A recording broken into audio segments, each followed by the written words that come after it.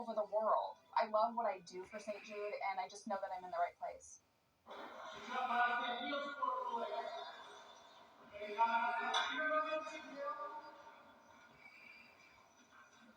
Thank you very much. Judge Engoron has done a terrible disservice to the state of New York. What he's done is terrible. Businesses are fleeing. You see that. We just released a statement on Twitter. Businesses are fleeing and crime is flourishing all over the state. And what he's done is such a disservice and should never be allowed to happen again. New York State is being battered by his decision. So I greatly respect the decision of the appellate division, and I'll post either $175 million in cash or bonds or security or whatever is necessary very quickly within the 10 days. And I thank the appellate division for acting quickly. But Judge Engoron is a disgrace to this country, and this should not be allowed to happen. Thank you very much. Do you accept more money to pay the bond? And you hear a shouted question, and we had shown you a little bit of that. Trump on Truth Social, and this was just moments after the decision. This is the 5th time in this case that he has been overturned, a record. His credibility and that of Letitia James has been shattered. We will abide by the decision of the appellate division and post either a bond, equivalent securities, or cash. This also shows how ridiculous and outrageous Engoron's original decision was at $450 million. I did nothing wrong, and New York should never be put in a position like this again. So that was Truth Social, and there's more now because he's posted a couple times. I won't go on too long. But Judge Engoron has refused to obey the decision of the appellate division relative of the statute of limitations.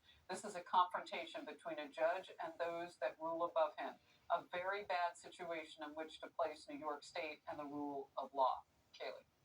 Yeah, I mean, look, we have gone over and over, and I've said it like I'm beating a dead horse, that these are unprecedented cases. We have put up time and time again Associated Press analysis, New York Times analysis, presumably analyses that liberals would respect, right? Well, what do we see in each of these unprecedented cases?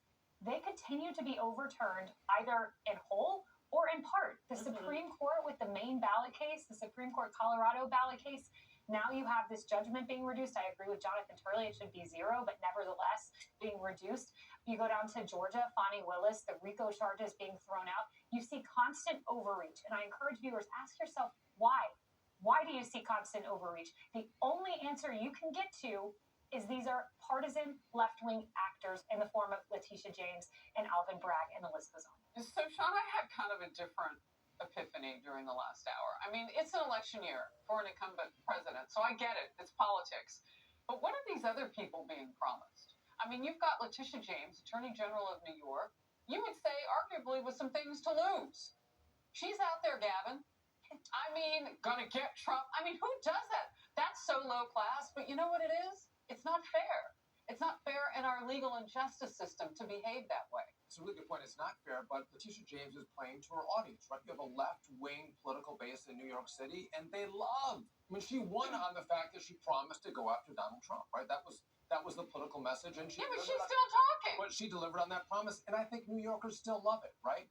But to the point of the $175 million, again, Donald Trump, that's a win for him. It's still a massive amount of money. What they've done is they've preserved Donald Trump's right to appeal by lowering the bond to a number that he can actually meet. But what they're really doing here is they're preserving the Democrat Party. Because if Letitia James was out seizing Donald Trump's properties, it's over for Democrats. I think most Americans see the war that's been waged on Donald Trump, whether it's in Georgia or in New York or in Florida, in Washington, D.C., they look at this and go, to Kelly's point, this is way too much. Who does this to the lead presidential candidate? And by the way, of charges we've never seen, victims that aren't there. What the hell are you doing? But the $175 million bond doesn't absolve them from being that hungry, that thirsty. No. It doesn't wipe it away. No, it doesn't. But I think what it does, the war on Trump is just clouded a little bit, right? Because he's going to be able to meet the bond. He's going to be able to appeal, and it's going to forestall the inevitable, which, again, it's going to be a massive payout that Donald Trump is going to have to make in a city that's more about politics than business. Emily, we showed a little while ago the big Trump Tower sign on Fifth Avenue. It's iconic.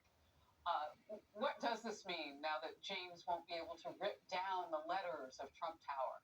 At least least for a moment, I feel like there's, I don't know, a slight, maybe restored faith, just temporarily in the justice system, or at least that it's not as tainted as this whole thing has sort of appeared from the beginning.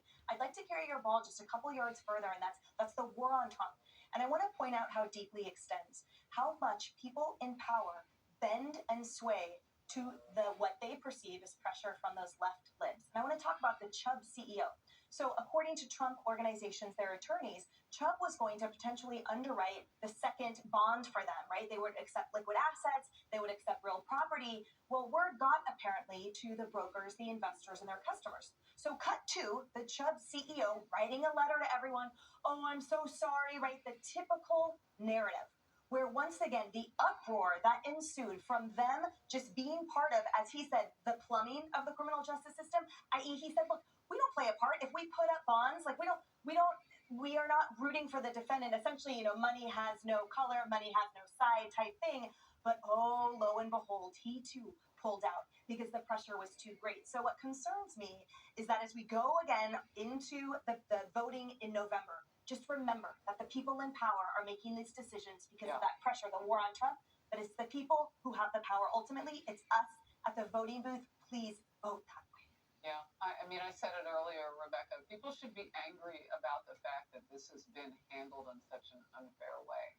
Well, I keep coming back to this idea of, you've got people who are maybe not necessarily sold on Donald Trump. They've been flagging in their support. But then you have this happen.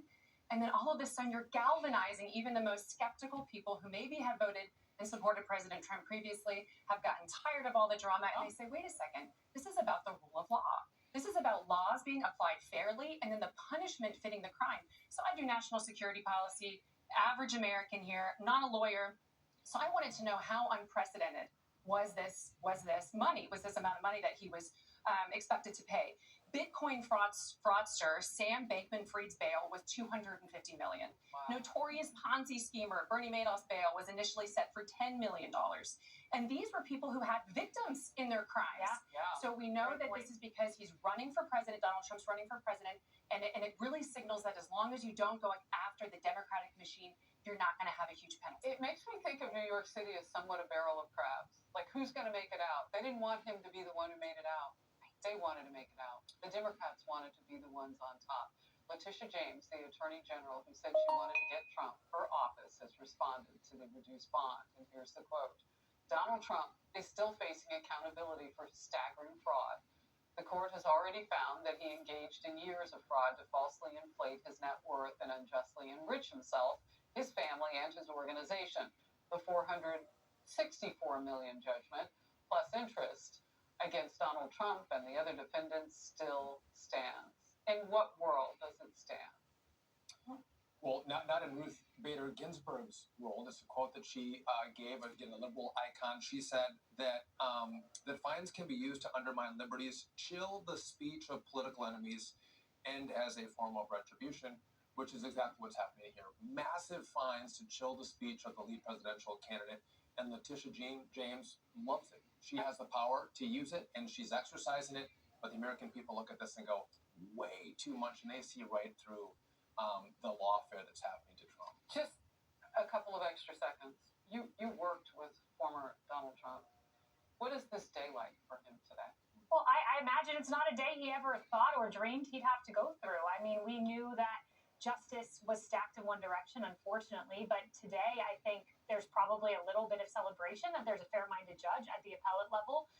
But nevertheless, he knows what he's up against. I do think politically, though, to your point, this has put a tailwind behind him. I saw some polling today that shows even with some convictions, the polling is starting to level out, even with a conviction. So a lot of this is baked in. I think a lot of people just want to be able to afford their houses and bring down the price of groceries, and that's what this election's about. Donald Trump's not down. Listen, he's and again, he seems angry when he speaks, right? He's very serious, but he is in great spirits. He's out golfing. He's having a great time, socializing with friends. This is not bringing the man down at all. That's how we're different. If I were out golfing, my world would have come to an end. Exactly. I'm terrible at it.